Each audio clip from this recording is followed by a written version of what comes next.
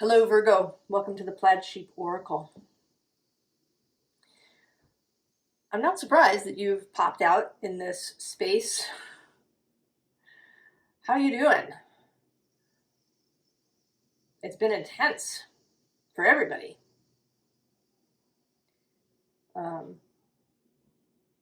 Lots of challenging things of various kinds. With this whole, it's like a perfect storm of eclipses and Mercury retrograde and Venus becoming the morning star and all of these things.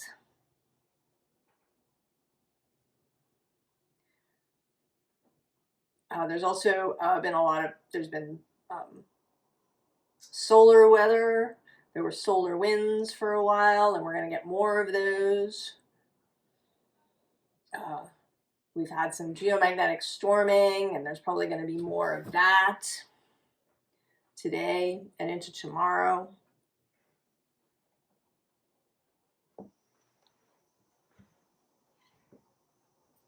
The card that came out for you is this Twilight Nocturne. It's like really dark, right? She disappears into the darkness. And the cards that came out with her are the Cave with No Windows and the Imposing Impediment. And there's something about there being these two figures, twins, this pair, the other half of this eclipse.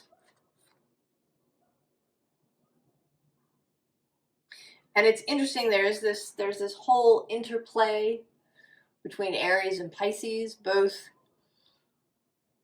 with the planets moving back and forth. Mercury and Venus will both enter Pisces during their retrograde and then come back out. And then Saturn, both Neptune and Saturn, enter Aries and they go back to Pisces for a while. And then this lunar eclipse was on the Pisces-Virgo axis. And this next eclipse is the final Aries-Libra axis eclipse. So there's something about this mix, this transition, this conversation, the way that Pisces and Aries interact with each other, the way that they can support each other, the way that the beginning of Aries needs kind of the soup of Pisces.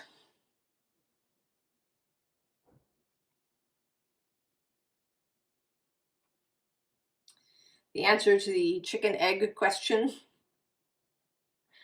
kind of like there's no answer.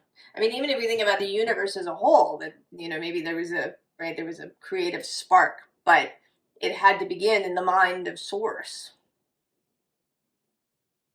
And as you know, all of these, right, these questions of eternity, right? Like, did Source come from somewhere? Was there something else here then? There's, right, it's kind of, it boggles the human mind, which likes to deal with things in a finite way. We like to have borders. And you certainly like borders, Virgo. But there's something in this energy about learning how to let some of that go, or how to be more open to sometimes not having borders. Below this cave with no windows. Although before I say that, I'm also going to say that, right, there's a sense of this cave being one that has cave art in it. So there's more of this sense of time passing, of history, of ages. But below this is Persephone rising. And I wondered when this deck was chosen if she would come out. Because she does, in the story, in the original story, she returns in the spring. And here in the Northern Hemisphere, we're having that. But there's also something about, right, this Persephone's growth, her maturing, her greater sophistication after she emerges. Her ability to really see and be in nuance, to live with uncertainty to some extent, or to live with, you know, borders being liquid. And that's now making me think of fascia, which is, you know, can sometimes have a liquid aspect as well as this solid, flexible aspect.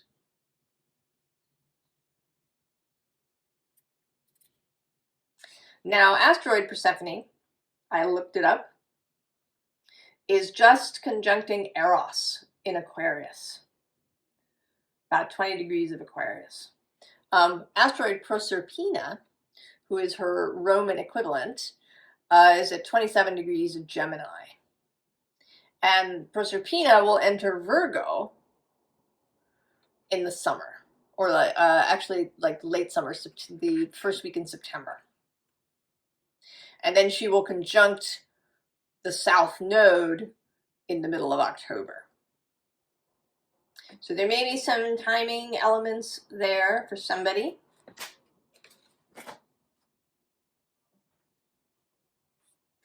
So this card, I also knew it would come out when it was on the top of the deck when it was chosen. And I knew that it would come out somewhere, and there it is on the bottom of the deck. Storms.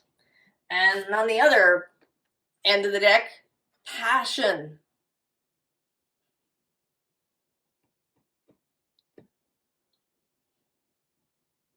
There's going to be storms, Virgo.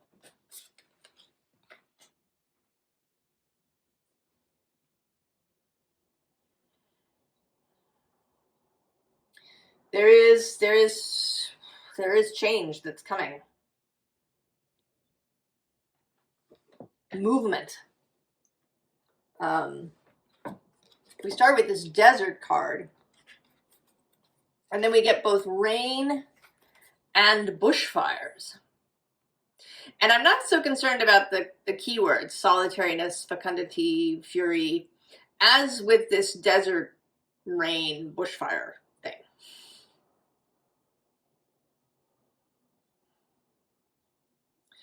That not only are changes, alterations, movements coming, but they're going to span the spectrum.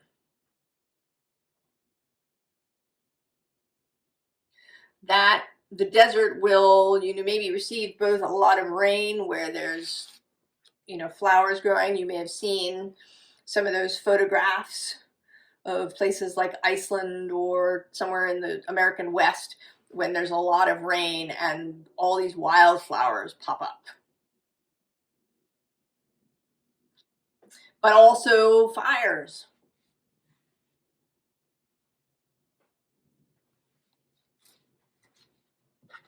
So all the different things that can come up.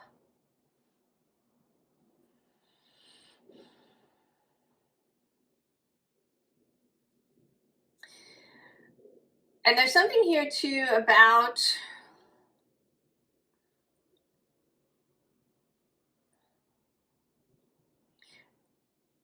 how we might be, right? There's this, right, the sense of being in the storm, but there's also this sense of kind of a lovely solitariness in the desert, a space for dreaming. And then here, and she always sort of confuses me because her arms are crossed over her chest. I sort of feel like fecundity, she should have her arms kind of raised outward. You know, and maybe even her face tipped up to the rain. So there may be some ambivalence, even in the rain, even in this, you know, sudden bursting of wildflowers. And then lots of, you know, maybe lots of emotion. There's also something here with the photograph about sharing things.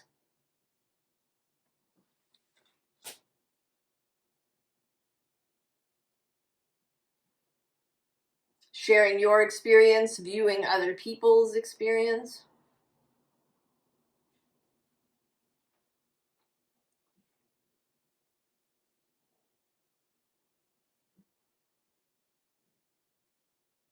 So what are the possibilities?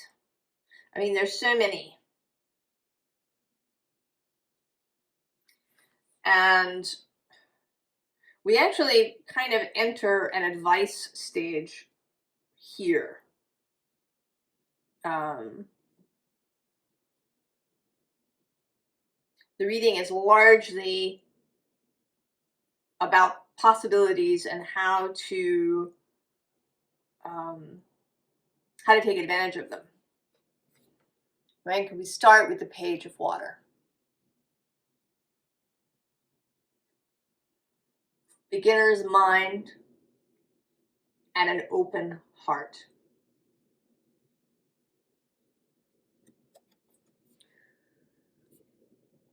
Doing our best to see things in a fresh way. Maybe to see things not only, I don't know, this idea of another perspective, but I don't know, it almost feels like more than that. It feels like releasing a lot of preconceptions, particularly about what is and is not possible. Below that, we have this Eight of Earth. And then below that is the Queen of Water.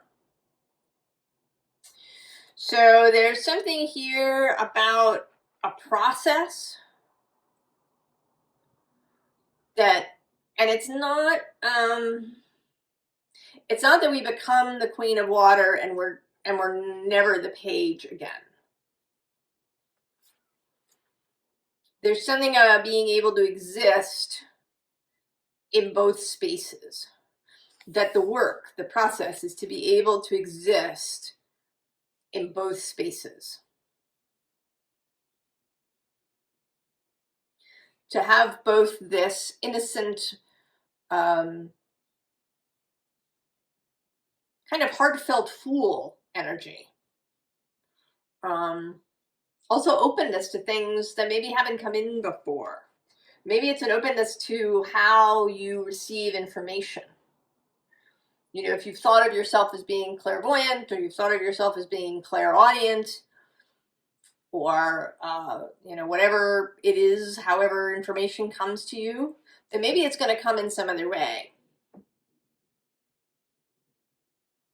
If you normally receive stuff through dreams,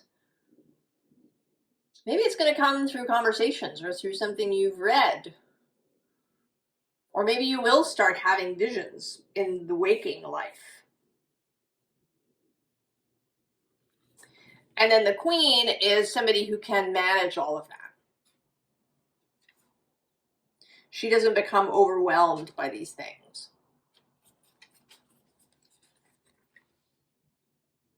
Now, I'm just going to point out that the Seven of Air, the Seven of Swords, is here. Oh, and now I have to say Page of Air as well. More of that youthful energy. Then the bottom of the deck is the Ten of Earth. A kind of guiding frequency. Solid ground to stand on. The vision. And that the vision includes other people. This is not a solitary vision. The visioning that we do now, especially in these moments of big energetic shifts, we want to include other people in them. I mean, this is not to say that we are, wanting to control anybody, but that we are including others in our beautiful vision. The Knight of Air.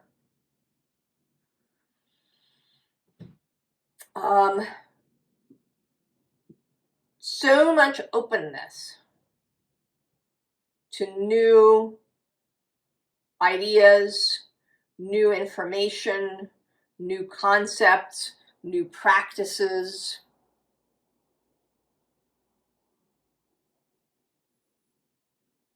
I want to say that nothing is off the table.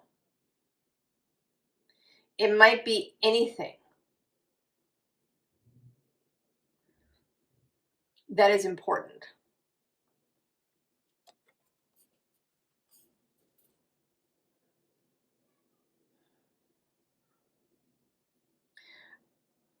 It's feeling like to me right now, more so than it has at any other time, that some reality is trying to get itself seen and allowed.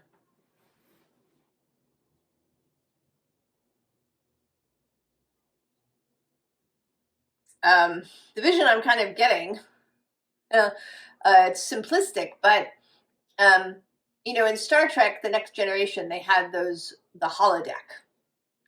And when you would just enter an empty holodeck, it was just this room with a, sort of glowing grid.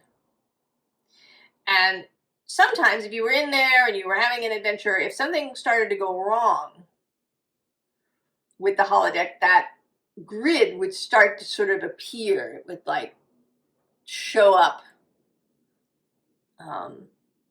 The reality that you appeared to be in kind of blinking in and out. And this is sort of what I'm feeling. It's kind of, I don't know where it fits in with timelines or creation or anything. I think we don't have language for it, and that we should just stop trying to label it and just kind of move moment by moment. Right? This Two of Air, a continual making of choices. There's also something to me about Odin and his two ravens that would fly around through the realities and bring him news.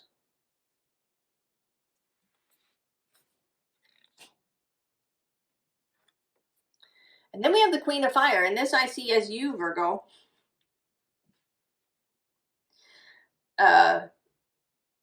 Really stepping into this energy.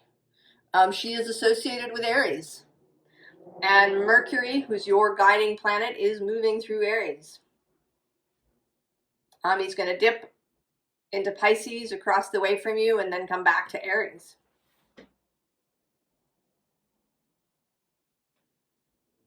He already met Venus. He's going to meet the Sun later, as well as the North Node.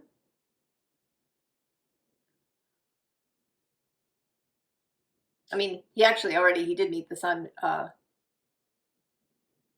think. Did he meet the Sun in Aries yet?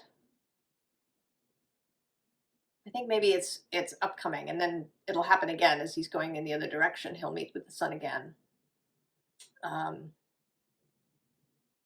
But this Queen of Fire, inspired, embodied, erotic, the eros, the sensual, the embodied, the physical. It's this yes and, right? This is really important. The experience of reality. How we choose to experience the reality is really important.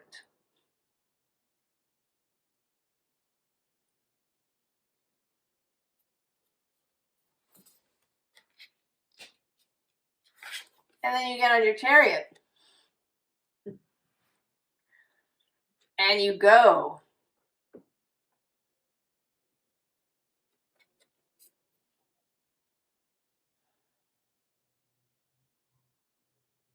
When the inspiration arrives, I want to say don't hesitate.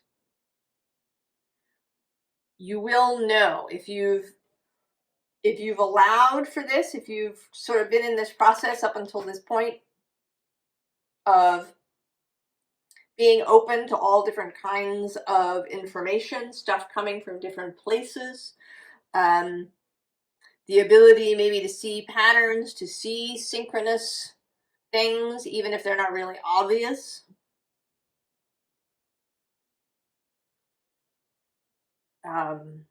With all the birds, there may be something about messages coming through nature. You know, maybe that's not how you usually do it. Maybe you read tarot cards, or maybe you analyze your dreams, and now things are going to start coming through meeting up with animals and trees and rain and wind, and noticing how all of those things are interacting with your life, with your reality.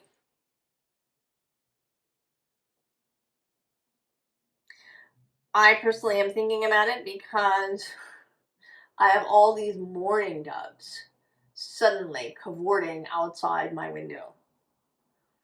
There's always been some mourning doves, but now they're just really active. They've been making Jupiter the cat crazy. Riveted. And that's a new thing. And so I've been considering how, you know, what that might be trying to say to me. So are there new things showing up? When you're open to all of that and you allow yourself to learn these new things, to receive all kinds of information in different ways, then you will know. You will know when the inspiration comes, and you will be able to act.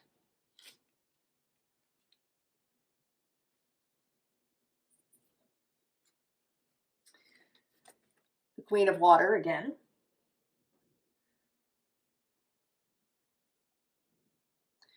This depth of understanding, the willingness to, you know, just sink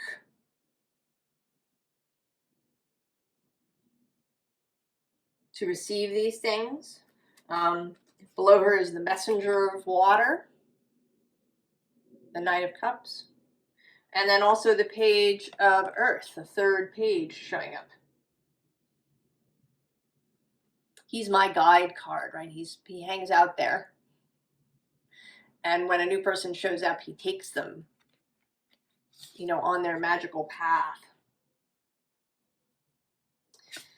The bottom of the deck is the Four of Water, this, right, something being offered.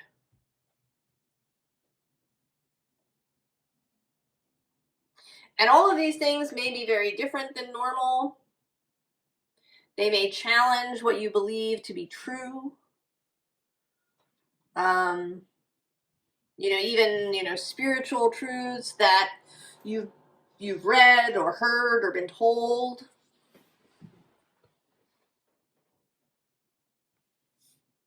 That maybe it's not what you thought.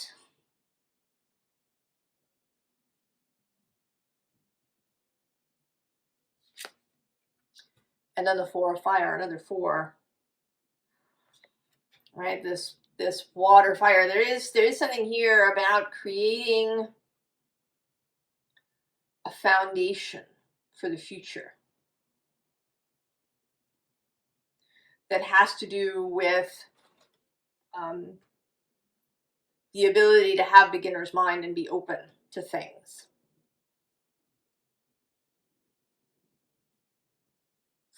And here the ability to just enjoy the moment.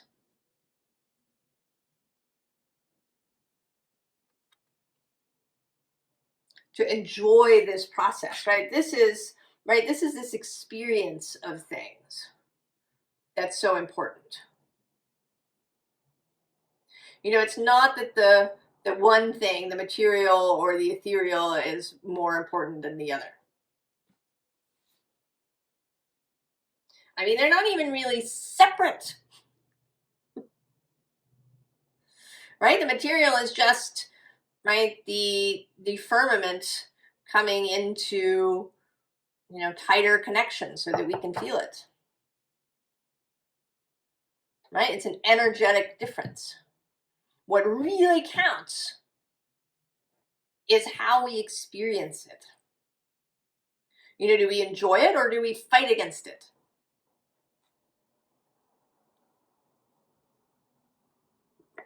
Do we play with it or do we resist it? So this next card, the Six of Fire, this mystical sort of journey of fun, and, you know, I sort of feel like there's a party going on this ship. And below it, snuck out the Seven of Air. Kind of repeating, right? We had that Seven of Swords under here, and I'm going to show it. And I'm going to say that there's two ways this is showing up. Here, there's a kind of moving away. And here, there's a joining in.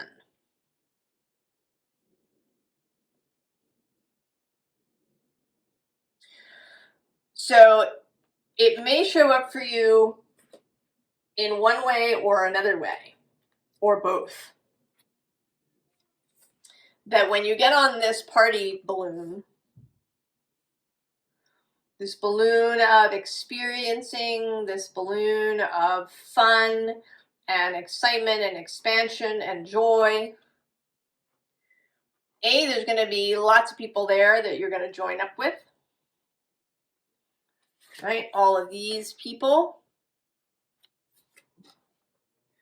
But there may also be people that you move away from. And part of the discernment is to know which is which. Also, there's also a thing here about thoughts. Right? Thoughts that you move toward, thoughts that you nurture, that you connect with, thoughts that support this Six of Fire, and then thoughts that don't.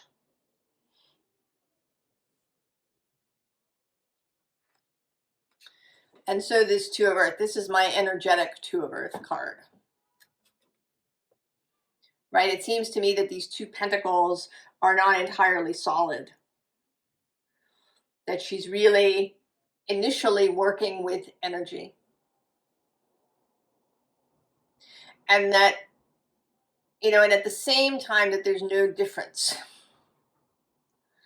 There's all this yes and coming through.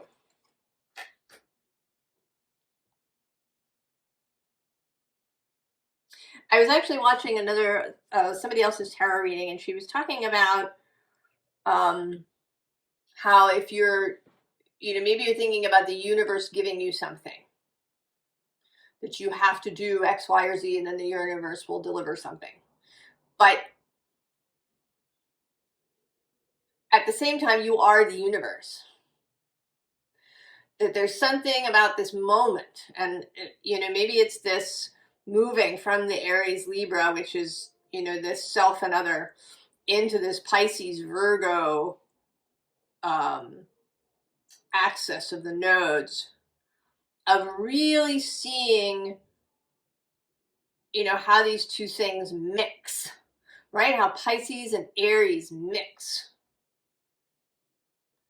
You are the self, but you are also the universe. Right? You are yourself, you are source.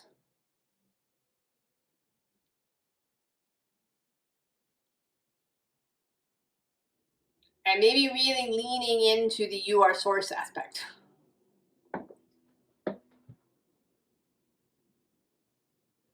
in order to create what it is that you want. And then there's this messenger of air who is actually kind of mysterious to me. I think that this is just a little glimpse, perhaps, of another individual. I mean, it might be a non-physical individual, but there is something here with these two across from one another about some kind of connection that is happening. It could also, right, be more about Mercury's retrograde, but this really feels like somebody who is expecting a communication from you. I actually want to say that they're expecting a kiss from you. Right? She seems like she is expecting to be kissed. So the communication is very personal. And I don't know who these people are, friends, siblings, lovers. You know, it's going to be different for everybody. But there is something, it's like just this little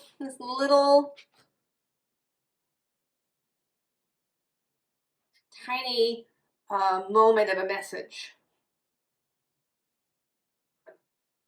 Like a single note in the symphony about this connection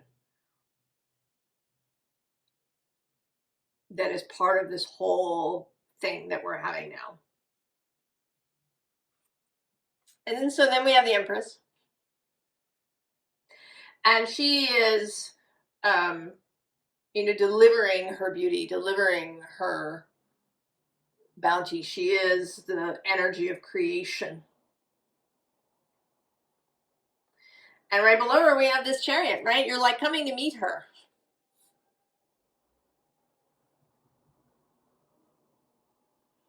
You're like coming to where the other end of this kind of butterfly wormhole is in your Chariot. The bottom of the deck is the Eight of Swords.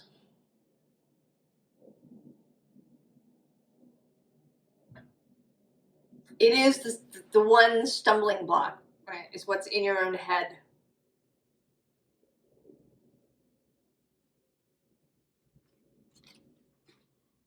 Right? There's this creation happening.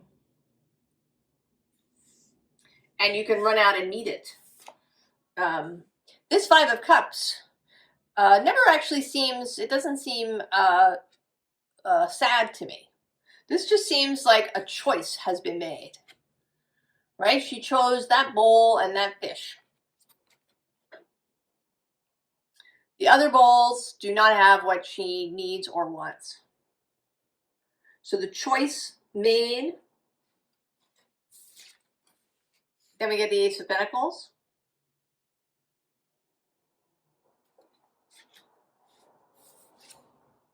And then the Knight of Wands, speed. And both with the Knight of Wands and this Three of Pentacles, it is, right, it's the energy of Source. Source is simply waiting. You know, just expectantly. Always there. I mean, waiting isn't even right. There isn't a kind of toe tapping thing going on. The energy is always there. The right creation is always happening. And the question is, you know, what is the choice that you make? You know, what have you chosen to bring into reality?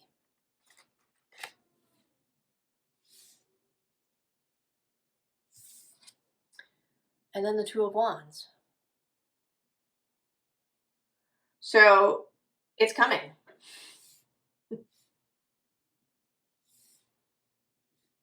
And there may be, this is another sort of yes and thing. There's a sense of this Chariot that's coming to meet the Empress. And then there's also the sense of allowing something to come to you.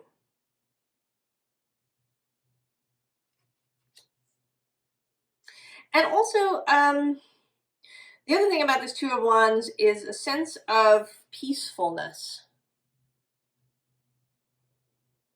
You know, because we begin, right? We begin with the storm. And we end here with the Two of Wands. So there is a peacefulness.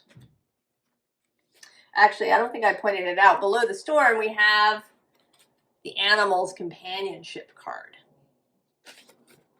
So there is, right? This is not a solitary journey, Virgo. The solitariness is in your own head and in making your choice, but you're not doing it in a vacuum.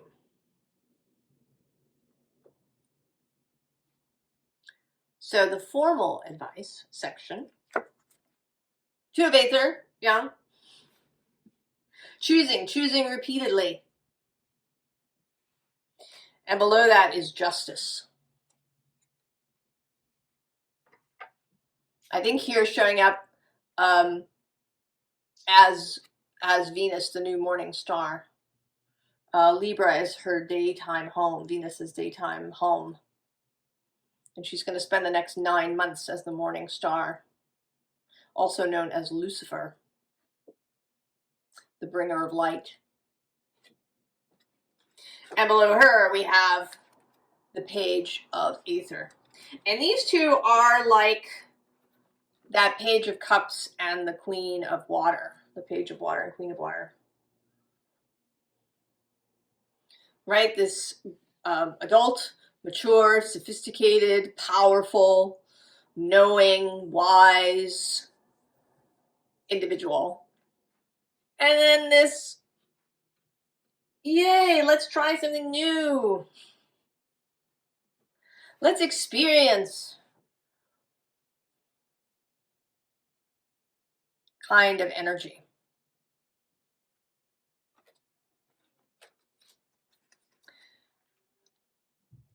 Bottom of the deck,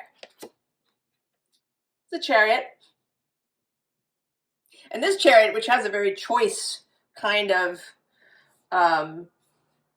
thing here, right? I want that one. And also, you know, he feels very Mars-like, this guy. And Mars is moving through Cancer. So all of this stuff happening in Aries has a little, right, there's a little bit of Cancer flavor because Mars is the guide for Aries, and he's in Cancer, and then he's going to move into Leo in April, and he's going to oppose Pluto on April 26th.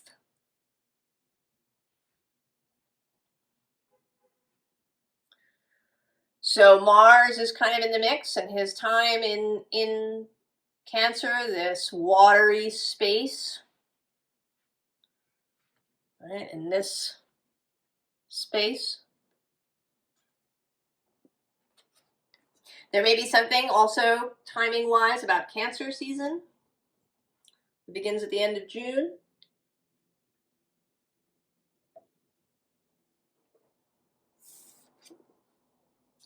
So we have this Five of Fungi, and I actually don't see this as a problem here. I actually see them as waiting for their train to be announced.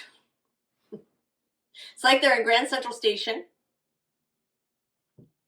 or some other, you know, old style train station that might have some cool windows, and they're waiting for their train to be announced. And when it comes, they're just going to go get on it. And we have again some more of this youth and elderhood energy.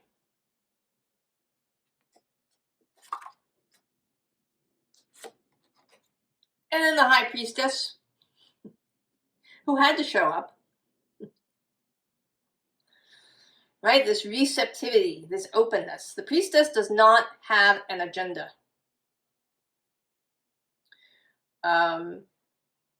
She works to release preconceived notions. She's ready to receive the message however it arrives.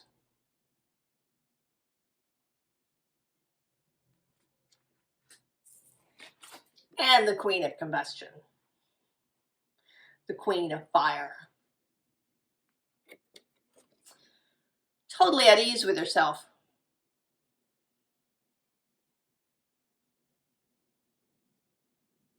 Right, at ease with the whole experience. Right, there's a sensuality to her. I imagine her dress is made of silk, you know, with real gold embroidery. And she has a silk fan. She's got this fabulous black hat going on. She's in this sumptuous room. She is a queen who takes great pleasure in her physical existence here on earth. Enjoyment, pleasure, fun, life, creation, Virgo.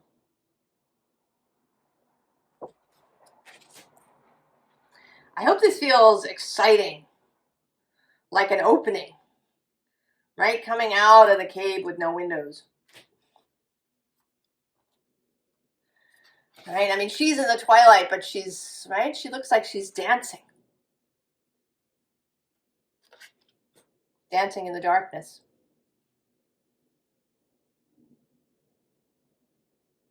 Right? Maybe before she gets on her crow.